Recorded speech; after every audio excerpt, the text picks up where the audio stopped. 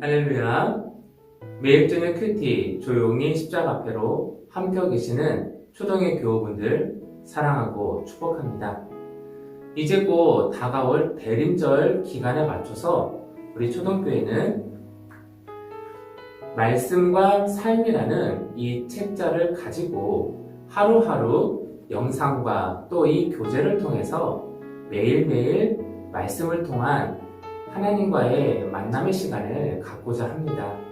관심 있으시고 또 주변의 모든 분들에게 이야기를 나눠주셔서 함께 동참하기를 간절히 소망하고요. 구입은 교회에 오셔서 직접 구입이 가능하시고 또 직접 오셔서 수용하기 어려우신 분들은 교회로 연락을 주신다면 저희가 발송해 드리도록 하겠습니다. 많은 관심을 가져주셔서 대림절 기간 매일매일 하나님과의 만남의 시간을 우리가 더 깊이 가졌으면 좋겠습니다. 다 함께 묵상 기도로 매일 저녁 큐티 조용히 십자가 앞에를 시작하도록 하겠습니다.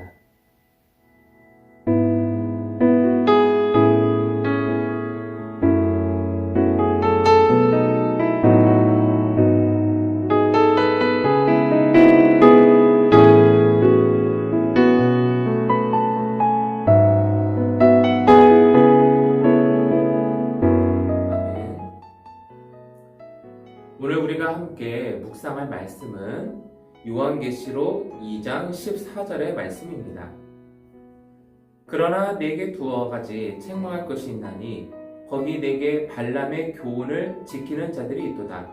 발람이 발락을 가르쳐 이스라엘 자손 앞에 걸림돌을 놓아 우상의 제물을 먹게 하였고 또 행음하게 하였느니라.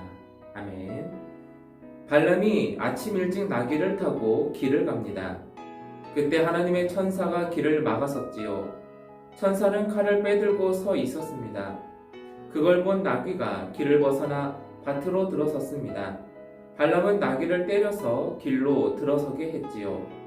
그러자 이번에는 천사가 양쪽 담 사이 좁은 길을 막아섰습니다. 나귀가 피하려고 벽으로 바짝 붙는 바람에 발람의 발이 벽에 긁혔습니다. 발람은 나귀를 더 때렸지요. 나귀는 오른쪽으로도 왼쪽으로도 피할 수 없게 되자 그 자리에 풀썩 주저앉았습니다. 발람이 화가 나서 지팡이로 마구 때렸지요. 나귀가 말했습니다. 제가 무슨 잘못을 했기에 3번이나 때립니까? 제가 언제 이렇게 버릇없이 군 적이 있습니까? 그때 하나님이 발람의 눈을 열어주셔서 칼을 빼들고 서 있는 천사를 보았습니다. 발람은 왜 길을 막고 서 있는 천사를 보지 못했을까요? 어째서 나귀도 볼 수 있는 위험을 도무지 볼 수 없었을까요? 그 눈이 다쳤기 때문입니다. 그런데 왜 그의 눈이 다친 것일까요? 그가 욕심에 눈이 멀었기 때문입니다. 모압 왕 발락은 정중하게 발람을 부르면서 아주 후하게 보답하겠다고 원하는 것은 무엇이든 하겠다고 했습니다. 왜 불렀을까요? 이스라엘 백성에게 저주를 빌어주라고 불렀습니다. 하나님의 백성에게 저주를 빌면 후하게 원하는 대로 주겠다는 것이었습니다. 애초에 가지 말았어야 했지요. 그러나 욕심에 눈먼 발람은 하나님의 뜻도 볼 수 없었고 자신의 위험도 볼 수 없었습니다. 나귀도 보는 것을 보지 못했습니다. 버가모 교회는 어떤 교회일까요? 버가모라는 말은 양피지라는 뜻이 있답니다. 이 도시는 소아시아의 문화적 중심지였습니다. 장서 20만여 권을 소장한 도서관도 있었지요. 계시록은 이곳에 사탄의 왕자가 있다고 합니다. 사탄의 왕자는 제우스의 신전을 지칭할 수도 있고 황제 숭배의 신전일 수도 있습니다.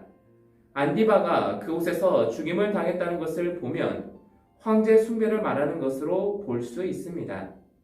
버가모 교회는 사탄의 왕자가 있는 곳에 살면서 박해를 받고 죽임을 당하면서도 그 믿음을 잃지 않았습니다. 정말 장한 일입니다. 그런데 문제는 그들 가운데 발람의 가르침을 따르는 사람들이 있다는 것입니다. 발람을 따르는 사람들이 구체적으로 어떤 일을 했는지는 확인하기 어렵습니다. 그렇지만 민수기에서 발람이 모압 왕 발락이 주는 복채를 따랐던 것처럼 탐욕을 따르는 사람들이었다는 것을 짐작할 수 있습니다. 게다가 발람의 가르침을 따르는 사람들뿐 아니라 니골라당의 가르침을 따르는 사람들도 있었다고 하지요. 니골라당은 또 어떤 사람들일까요? 본래 히브리어 발라암은 헬라어 니카라온과 같은 뜻으로 백성을 이겼다는 말입니다. 그래서 발람을 따르는 사람들이나 니골라당이나 같은 부류로 보기도 하지요. 사도행전에서 니골라는 이방인인데 유대교로 개종했던 사람입니다. 초대교회 7 집사 중 한 사람이지요. 고대 교부들은 니골라가 영지주의자였다고 보기도 합니다. 인간의 육체는 무가치하다고 주장하면서 쾌락과 방종에 빠진 사람들입니다. 음란한 일을 하게 했다는 지적을 보면 둘 다 관련이 있는 것 같습니다. 버가모 교회는 이런 잘못된 가르침을 따르는 사람들이 있었습니다. 교회에 잘못된 가르침이 들어올 때 어떻게 해야 할까요? 버가모 교회에 말씀하신 주님은 양날 칼을 가지신 분이었지요. 날카롭고 예리한 칼입니다. 교회는 잘못된 것을 분명하고 예리하게 분별해야 합니다. 분별의 칼은 주님의 입에서 나옵니다. 말씀이지요. 바울도 말씀이 바로 예리한 양날 칼이라고 했습니다. 예리한 칼, 아무나 함부로 다루면 안 되겠지요. 이 시간 이 말씀의 내용을 가지고 다 함께 기도하는 시간을 갖도록 하겠습니다.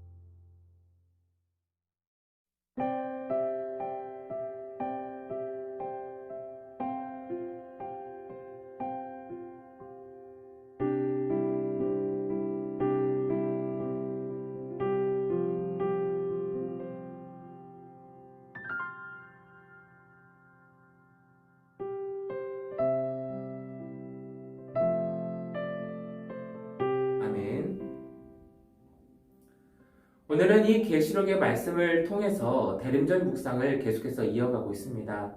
버가모 교회 안에서 일어났던 이 발람을 통한 교회의 분열과 또 잘못된 행태로 빠지게 됐던 그 근본적 원인은 무엇이었습니까?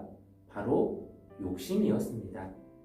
자기 자신을 위한 채움, 하나님의 은혜로 교회를 채우는 것이 아니라 나의 욕심과 나의 뜻으로 삶과 교회를 채운다면 버가모 교회처럼 오늘날 우리의 모든 교회뿐만 아니라 우리의 삶도 이렇게 잘못된 길로 행하게 되겠지요.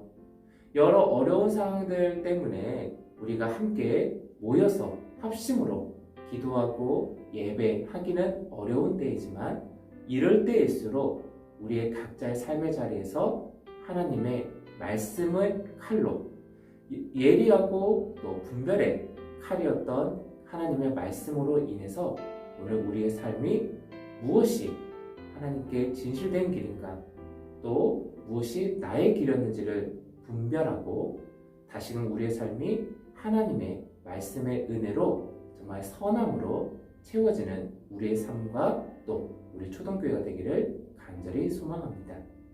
다 함께 주기도문으로 오늘 매일 저녁 큐티를 마치도록 하겠습니다. 하늘에 계신 우리 아버지여, 이름이 거룩히 여김을 받으시오며 나라가 임하옵시며 뜻이 하늘에서 이루어진 것 같이 땅에서도 이루어지리라. 오늘 우리에게 일용할 양식을 주옵시고 우리가 우리에게 죄 지은 자를 사하여 준 것 같이 우리 죄를 사하여 주옵시고 우리를 시험에 들게 하지 마옵시고 다만 악에서 구하옵소서. 나라와 권세와 영광이 아버지께 영원히 있사옵나이다. 아멘.